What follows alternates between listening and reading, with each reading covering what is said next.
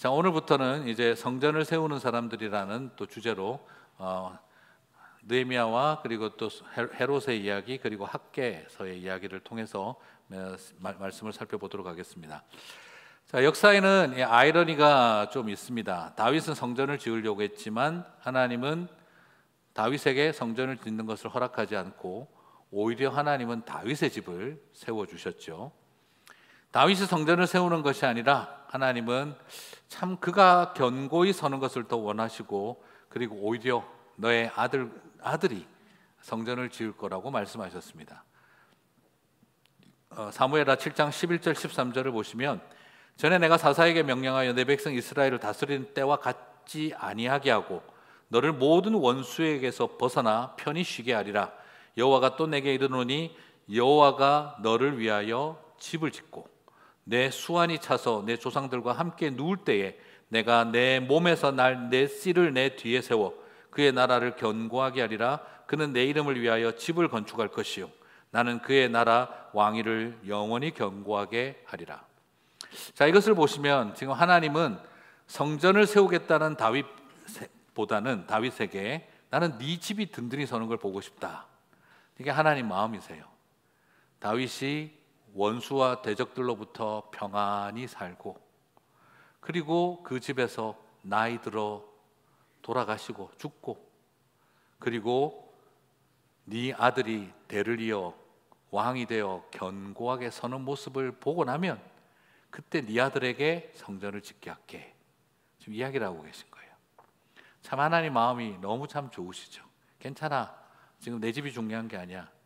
나는 네가 원수들로부터 자유하고 나이 들어 죽고 아들이 잘 커서 다음을 이어가는 걸 보면 그 아들한테 맡길게. 저는 이게 하나님 마음이신 것 같아요. 너무너무 아름다운 하나님의 이야기입니다. 다윗의 시대는 이렇게 멋진 그림이 있었습니다.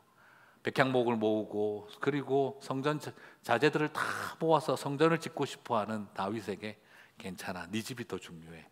그리고 네가 나이 들어 죽는 모습을 보고 싶어. 그 집에서.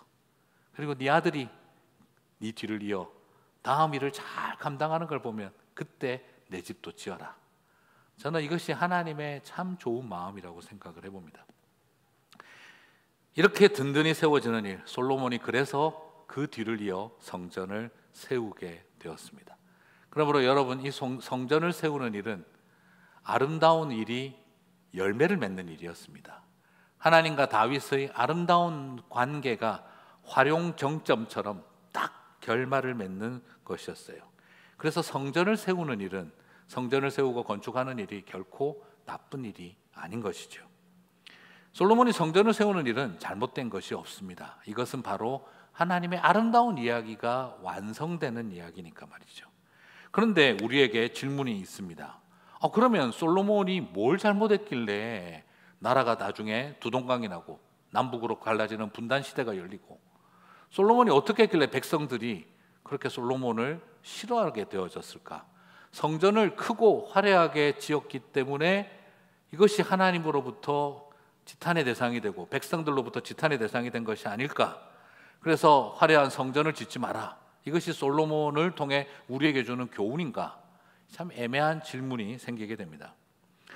자, 그렇다고 한다면 성전을 세운 것 자체가 문제였다라고 만약에 한다면 그러면 하나님이 다윗하고 한 약속은 뭐가 될까?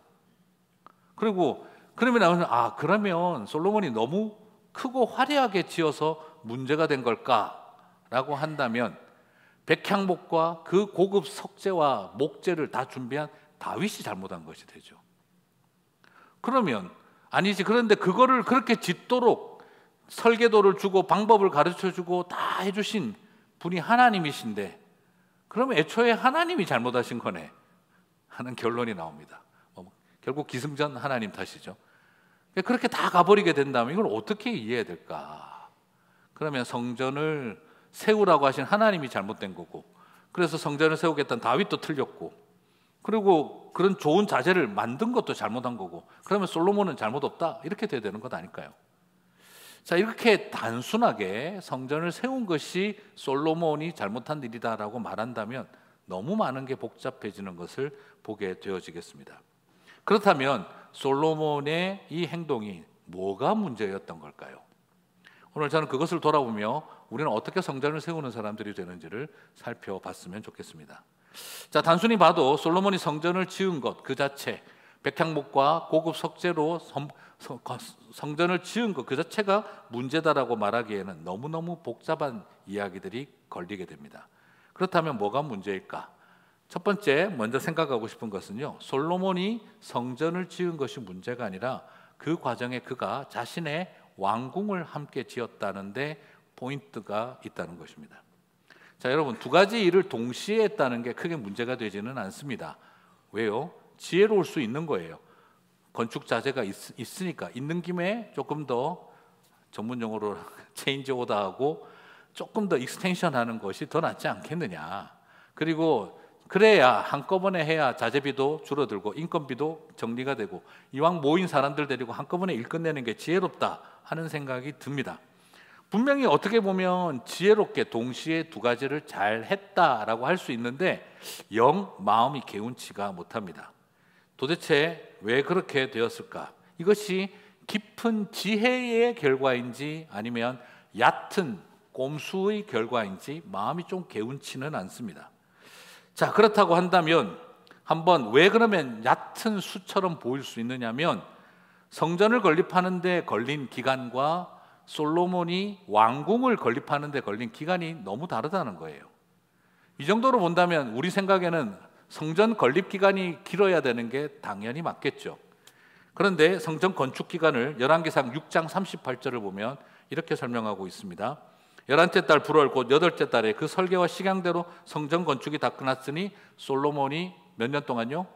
7년 동안 성전을 건축하였더라. 그 다음에 자신의 왕궁을 지었습니다. 7장 1절은 뭐라고 있습니까? 솔로몬이 자기의 왕궁을 몇 년 동안요? 13년 동안 건축하였다라고 되어 있습니다. 그냥 왠지 마음이 좀 싸해집니다. 솔로몬은 왕궁 건립하는 데 13년을 사용하고 성전을 건립하는 데 7년을 사용했다라고 하고 있어요. 그러면 이것 또한 역시 두 가지 가능성이 있죠. 성전을 지었는데 없던 공사를 하니까 자재를 구하려고 하다 보니 시간이 걸렸을 거다. 그다음 두 번째, 사람들 인력 동원을 다 끝나고 난 다음에 또 동원하려고 하니까 사람 구하기가 어려워서 시간이 연장됐을 가능성이 있다.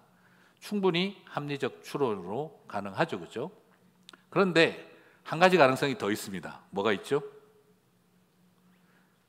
왕궁이 2배나 컸던 게 아닐까? 에이 설마 솔로몬이 지 왕궁을 더 크게 지었을까? 성전이 더 컸겠지. 그런데 항상 우리는 알고 있습니다. 우려는 현실이 된다. 그죠? 항상 걱정하는 쪽으로, 죄송합니다. 이런 이야기 하면 안 되는데 공은 날아간다 하는 그런 우려들이 있죠. 걱정하는 일은 반드시 터진다. 오발은 명중한다. 항상 그런 느낌이 나는데 실제로 그렇습니다. 성전 건축 기간을 보겠습니다. 열왕기상 성전의 그 건축 규모가 나오는데 열왕기상 7장 2절을 보시겠습니다. 그가 레바논 나무로 왕궁을 지었으니 길이가 100규빗이요 너비가 50규빗이요 높이가 30규빗이라 100 곱하기 50 곱하기 30입니다. 그런데 성전은 어떻게 지었느냐? 솔로몬이 왕이 여호와를 위하여 건축한 성전은 길이가 60규빗이요 너비가 20규빗이요 높이가 30규빗이며 담 높이 30규빗은 똑같고 그 외에는 사이즈가 소위 말하는 스퀘어피트가 거의 2배 이상이 되는 것이 왕궁이라는 것을 발견할 수가 있습니다. 자신의 왕궁은 길이가 100인데 성전은 60이고 왕궁은 너비가 50인데 성전은 20의 규빗 길이를 사용을 했다 하는 것이죠. 결국 성전이 7년 걸리고 왕궁이 13년 걸린 것은 자재 문제도 아니고 인력 동원의 문제도 아니고 왕궁이 성전보다 2배나 컸기 때문에 일어난 일이었다라는 걸 발견하게 됩니다. 열왕기서는 이것에 대해서 어떤 평가도 하지 않고 있습니다. 다만 팩트만 우리들 보고 보라고 기록하고 있는 것이죠. 솔로몬은 하나님으로부터 엄청난 축복을 받았습니다. 그리고 다윗과 하나님의 그 아름다운 이야기의 결론이었습니다. 그런데 그는 지금 이 순간 하나님의 성전을 지으라고 주신 그 축복의 통로를 통해서 아버지 다윗 왕이 그처럼 바라왔던 그 아름다운 일을 놔두고 그것에 자기 왕궁을 2배나 크게 짓는 일에 에너지를 쓰고 있었던 것이죠. 우리는 여기에서 아주 지혜의 대명사인 솔로몬이 이젠 지혜의 대명사가 아니라 꼼수의 대명사로 바뀌어 버린 것을 발견하게 되어집니다. 솔로몬이 결국에는 뭐냐? 나라가 두동강이 나고 솔로몬이 수많은 사람 백성들을 고통스럽게 만든 것은 그가 성전을 아름답게 지었기 때문에 일어난 일이 아니라 자신의 왕궁을 크고 화려하게 짓기 위해 자신의 집을 화려하게 짓는 일에 에너지를 썼기 때문에 나라가 두동강이 나고 백성들이 고통에 빠졌던 것입니다. 겉보기에는 성전 건축에 자기 왕궁을 끼워 넣은 것처럼 보이지만 실상은 규모를 보니 자기 왕궁 건축에 성전을 끼워 넣기를 하고 있었구나 하는 걸 발견하게 됩니다. 성전을 세우며 왕궁을 세운 것이 아니라 왕궁을 세우며 성전을 끼워 넣었던 것입니다.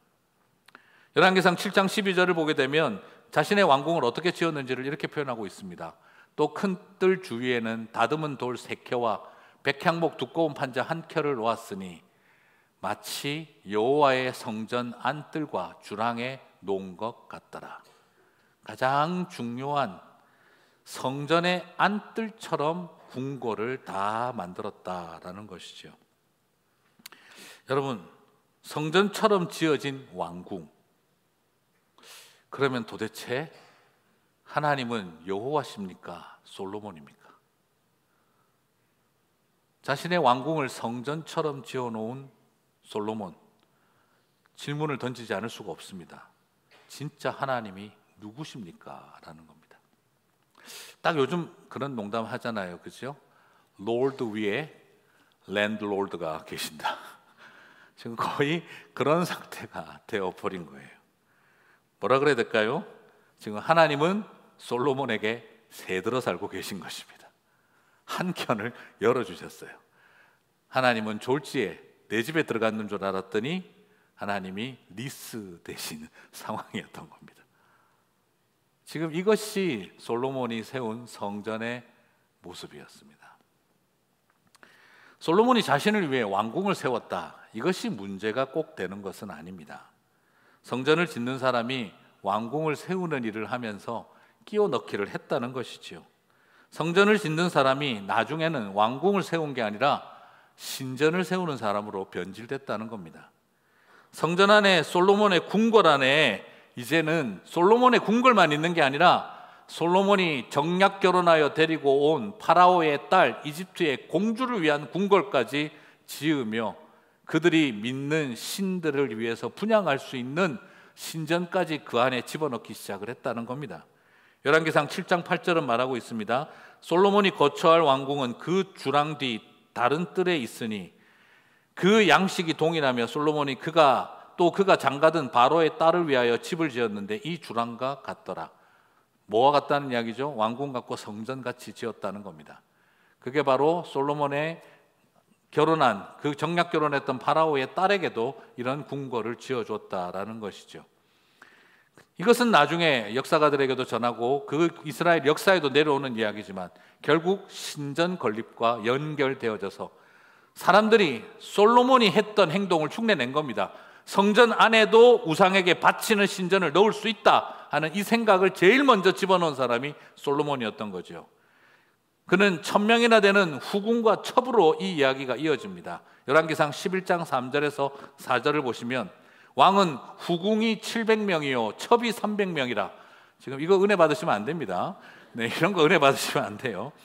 그의 여인들이 왕의 마음을 돌아서게 하였더라. 솔로몬의 나이가 많을 때에 그의 여인들이 그의 마음을 돌려 다른 신들을 따르게 하였으므로 왕의 마음이 그의 아버지 다윗의 마음과 같지 아니하여 그의 하나님 여호와 앞에 온전하지 못하였나니. 그래서 뭘 합니까? 그 후궁들과 첩들을 위해서 밀곰을 섬기고 우상을 섬기는 신전을 또 짓기 시작을 합니다. 그걸 맡았던 사람 중에 하나가 나중에 반역을 일으키게 됩니다. 더 이상 이 꼴 못 보겠다라고 됐던 거죠. 그게 바로 여로보암입니다. 열왕기상 11장 3절과 4절을 보시면 우리의 마음을 굉장히 도전하는 게 있습니다. 4절에서 솔로몬의 나이가 많을 때에 하나님을 더 깊게 사랑하였느니라가 아니고 솔로몬의 나이가 많을 때에 그의 하나님 여호와 앞에 온전하지 못하였더라. 흘러가는 세월이 그저 우리를 성숙하게 만들어가는 것이 아니라 오히려 더 하나님으로부터 온전치 못하는 결과를 만들어내었다. 그게 솔로몬의 모습이었습니다. 무슨 말입니까? 내 눈앞에 700명 되는 후궁과 300명 되는 첩을 두고 신전을 세우며 그들을 위해 명품을 치장하고 화려한 욕망을 즐기기 시작하자 그는 어느 틈에 하나님 앞에서 온전치 못했다는 것입니다. 젊은 날 하나님 앞에 부름 받을 때 가졌던 그렇게 하나님 사랑하고 교회를 사랑하고 연약한 성도들을 품고 용서하며 섬겼던 그 좋았던 마음은 다 사라지고 오로지 여호와 하나님 앞에 온전치 못한 모습이 솔로몬의 모습이었고 성전을 세우다가 왕궁을 세우더니 어느 틈에 신전을 화려하게 꾸미는 사람으로 바뀌었다라는 겁니다. 여러분, 솔로몬이 성전을 아름답게 지었기에 문제가 되었던 것이 아니라 왕궁을 아름답게 세웠기에 문제였습니다. 그리고 나중에 욕망의 신전을 화려하게 꾸미기 시작했기 때문에 그가 하나님 앞에 온전치 못했던 것입니다. 사랑하는 성도 여러분, 우리는 잘 돌아봐야 합니다. 내 삶 속에 왕궁이 화려해지고 내 욕망의 신전이 화려해지기 시작을 할 때 그것이 우리를 나라를 두동강 내고 하나님을 떠나게 만드는 일의 통로가 된다는 것이죠. 솔로몬의 모습이 우리 안에 늘 스며들 수 있습니다. 어느 틈에 우리 안의 마음에 교회는 적당하게 해도 되지만 내 집을 세우는 일은 최선을 다해 화려하게 하고 내 욕망의 신전을 세우는 일은 최선을 다해 화려하게 하고 있을 때 그것은 어느 틈에 솔로몬의 누룩이 내 안에 들어오는 것과 같습니다. 어쩌면 교회는 아름다울 필요가 없다라고 너무 쉽게 생각하지만 내 욕망의 신전은 화려한 명품으로 가득 채우고 있는 우리의 모습이 있는 겁니다. 여러분, 오죽하면 그런 이야기를 하지 않습니까? 내가 살아가고 있는 마스터룸에 그 뒷방에 옷 갈아입는 곳, 내가 소중한 것들을 두고 있는 그곳이 여러분의 신전이라고요. 나는 그 신전을 뭐로 채우고 있는가를 돌아보라는 것이죠. 그리고 하나님 앞에 우리는 어떻게 살아가고 있는가를 고민하자는 것입니다. 솔로몬은 성전을 아름답게 지어서 문제가 된 것이 아닙니다. 자신의 왕궁을, 욕망의 신전을 더욱 화려하게 세워가고 있었기 때문입니다. 예전에 교회 조경을 가꾸시던 정말 최선을 다하시던 한 분이 계셨는데 제가 그냥 가서 너무너무 감사합니다, 이렇게까지 챙겨주시고 너무너무 감사합니다 했을 그때 그분이 참 인상적인 말을 저에게 하셨어요. 목사님, 저 인사 받으려고 이거 하는 일 아닙니다. 무슨 말씀이신지 죄송해서 하는 일입니다. 예? 이래. 죄송해서라니요. 순간 또 무슨 죄를 지으셨다 제가 그렇게 생각을 했는데 죄송해서 하는 일입니다. 무슨 말씀이신지요? 했더니 그래서 그 이야기를 하시더라고요. 제가 미국 와서 참 잘 살고 싶었습니다. 잘 살고 싶었습니다. 그래서 정말 가보니 제가 미국 가서 처음 일하러 간 집을 가보니 어떻게나 그렇게 멋지고 좋은지 나도 나중 되면 저렇게 잘 살아보고 싶다. 그리고 뒷마당은 완전히 나는 끝내주는 조경을 해서 에덴 동산처럼 만들어서 한번 살아보고 싶다. 늘 그런 마음을 가지고 살았는데 돈을 벌고 나중에 정말 멋지게 꾸몄습니다. 그래서 어느 날 커피를 한잔 하면서 쫙 보면서 정말 내가 미국 가서 잘 살았구나, 성공했구나 이 생각을 하고 있는데 갑자기 마음속에 굉장히 강력한 도전이 내 마음에 있었습니다. 너는 이렇게 에덴 같은 동산을 짓고 살아가고 있는데 하나님의 나라, 주님의 교회는 광야같이 둘 거냐 하는, 사막처럼 되는 것을 그대로 둘 거냐라고 하는 마음이 갑자기 확 들어와서 그래서 결단했다고 하시더라고요. 감사 인사 받을 일이 아니고 죄송해서 하는 일입니다. 여러 의미가 있고 그 말이 다 좋은 말이고 옳은 말이다 이런 이야기를 하고 싶은 것은 아니지만 그 안에 있었던 그 마음의 중심의 싸움이 무엇인지를 들으면서 되게 많이 놀랐습니다. 그리고 난 오늘 이 말씀을 보면서 비슷한 생각이 듭니다. 성전을 지어가던 일, 그러나 사실은 내 왕궁을 세우고 있는 것은 아닐까. 내 왕궁을 세우는 일은 최선을 다하고 내 욕망의 신전을 화려하게 하는 일은 최선을 다하고 있지만 나도 모르게 잃어버린 것들이 없는 걸까? 오늘 우리 안에 있는 모습, 때로는 가짜를 세워가는 일에 최선을 다하면서 진짜를 세워가는 일에 혹시나 우리의 마음은 인색하지는 않을까? 물론 맞습니다. 교회는 지나치게 크고 지나치게 화려해서도 안 됩니다. 우리는 그걸 늘 경계하고 조심해야 합니다. 늘 경계하고 조심해야 합니다. 하지만 또한 우리의 마음속에 더 두려워해야 할 것은 나는 내 왕국을 만들어가는 일에, 내 욕망의 신전을 만들어가는 일에 너무 많은 에너지를 쓰고 있는 것은 아닌지를 돌아봐야 합니다. 하나님 나라에 내 왕국을 끼워 넣고 있는 일 아니죠? 내 왕국을 만들어가는 일에 하나님 나라를 끼워 넣고 있는 일은 없는지를 돌아봐라고 도전하고 있는 것이죠. 그런데 우리 모두가 다 실수하게 됩니다. 내 왕국을 만들어가는 자리에 하나님 나라도 한켠에 만들어 놓으려고 합니다. 이 모든 일을 이렇게 잘하는 내가 신앙생활도 잘하는 것을 만들어 가려고 한다면 어느 틈에 내 왕국 안에 하나님의 나라와 하나님의 성전도 한켠에 두는 것이 될 수 있는 거죠. 그것을 바로 미국의 조셉 매튜 목사님이 교회 지도자들이 어떻게 하나님 나라가 아니라 자기의 왕국을 세우는지를, 어떻게 실수하며 살아가는지를 자신의 속이야기를 진솔하게 말한 적이 있습니다. 뭐라고 이야기하셨냐 그러면, 세력권을 주장하고 자신이 재정적으로 정치적으로 움직일 수 있는 사람들을 휘하에 두려고 한다. 그런데 그들은 자신의 휘하에 있다는 것을 모르게 해야 한다. 자신이 하는 사역의 중요성과 영향력을 과장하고 알리려 든다. 자신의 사역에 대한 외부와 내부의 비판에 매우 방어적이고 자기 내부의 흠결은 인정하지 않으려고 한다. 다른 사역에 연결된 사람들의 충성심을 훔치려 한다. 자신을 따르고 경청하는 사람들은 더욱 사랑하고 다른 사람들은 무시한다.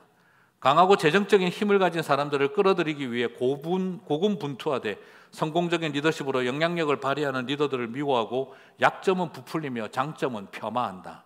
자신이 질투하고 싫어하는 사람을 표절하며 그의 독창적 사고가 아니라 자신이 근원이고 상대가 자신의 생각을 표절한 것처럼 만들려고 한다. 이게 뭐라고요? 자기의 하나님의 나라를 세우는 것처럼 하면서 자기의 왕국을 세워가는 사람들이 하는 실수, 그리고 사기 합리화의 함정이라는 겁니다.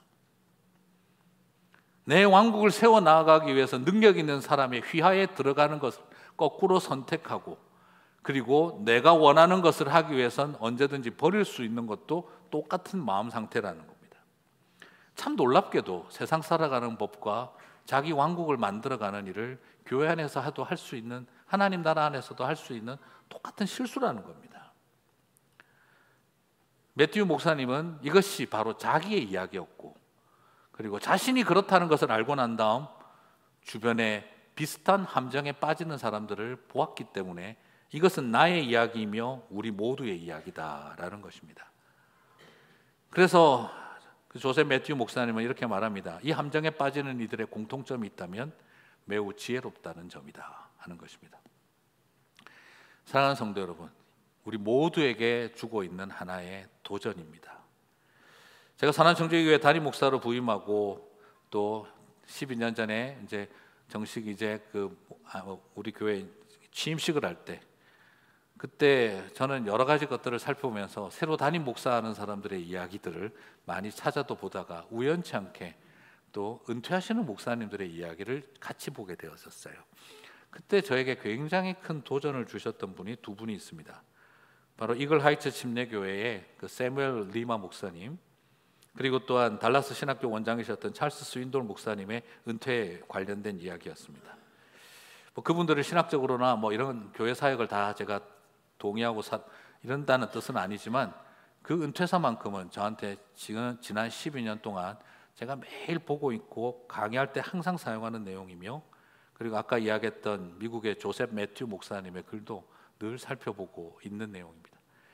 그런데 이걸 다 보고 나니까요, 제 모습도 여전히 실수하는 게 보이고, 이걸 다 보고 나니까 똑같이 실수하고 사는 사람들도 보이더라고요. 이게 우리가 다 똑같은 함정이구나 하는 걸 봅니다. 사무엘 리머 목사님은 이렇게 말합니다. 나는 노골적으로 영적인 스타의 지위에 오르려고 노력하지는 않았지만 잠재적으로 성공하고자 하는 무의식적인 욕구가 내 모든 사역의 은밀한 동기가 되었다. 수년 동안 나의 사역의 노력은 미묘하게 나 자신의 개인적인 성공에 의해 운전되고 있었다. 그러나 나는 항상 천국의 언어로 그러한 의도를 위장했다. 찰스 스윈돌 목사님은 이렇게 말을 합니다. 은퇴하실 때 나는 나의 동기를 감추고 교묘한 수법으로 교인들을 내가 원하는 것을 행하도록 이용할 수 있었다. 그리고 그것을 감쪽같이 위장해 교인들이 그 일을 하나님 나라의 목적을 위해서 하나님의 방법으로 하고 있다고 생각하게 만들 수 있었다. 사실은 내 뜻을 행하며 내가 영광을 받는데도 말이다. 저는 12년 전 이 두 분의 은퇴사를 제 컴퓨터에 키노트에 저장을 해놓고 계속 보지 않을 수가 없었습니다. 하나님, 이렇게 멋지게 은퇴사를 하고 싶은 것이 아니라 결국 이렇게 은퇴사를 할 수밖에 없겠지만 그래도 몸부림은 치게 해주십시오. 하지만 여전히 쉽지 않다는 걸 발견하게 됩니다. 매튜 목사님의 그 글을 보면 또 똑같이 빠지는, 젊은 부목사님들도 빠지는 함정이고 또 헌신적이고 열심히 하는 교회 직분자들도 누구나 빠지는 함정이고, 사무엘 리마, 찰스 윈돌 목사님의 이 함정도 말씀하셨던 본인들의 그 함정도 우리가 지금도 저도 여전히 빠지는 함정이구나 하는 걸 발견하게 되어집니다. 사랑하는 성도 여러분, 오늘 솔로몬에게 평가했던 그가 나이가 들어가매 하나님 앞에서 온전하지 못하였더니 하는 평가가 우리를 기다리고 있을까? 아니면 32년이 지난 우리 교회, 세월이 가면 갈수록 어떤 하나님의 평가가 기다리고 있을까? 우리는 그 앞에 진지하게 섰으면 좋겠습니다. 말씀을 마무리하겠습니다. 열왕기상은 직접적으로 솔로몬이 어떻게 했다라고 말하지는 않았습니다. 그러나 열왕기상은 팩트를 남겨놓고 분량을 비교를 해주고 있습니다. 여러분, 왕궁이 2배나 더 걸렸잖아요. 13년. 성전은 7년 걸렸잖아요. 그런데 열왕기상은요, 놀랍게도 2배나 더 큰 왕궁 이야기는 딱 12절만 기록하고 있습니다. 그런데 반도 안 되는 성전 건립의 이야기는 95절을 기록하고 있습니다. 솔로몬이 13년을 공들인 왕궁 이야기는 고작 12절입니다. 오늘 우리 보는 7장 1절에서 12절이 끝입니다. 그러나 6장부터 7장 12절 이후 13절부터 오히려 성전, 절반도 안 되는 성전 이야기라 95절이나 2장에 걸쳐서 기록되어져 있는 것을 보게 됩니다. 솔로몬은 자기 왕궁 짓는데 성전을 끼워 넣었습니다. 그런데 열왕기상 기자는 의도적으로 성전 지어지는 일에 왕궁이 들어간 것처럼 해놨습니다.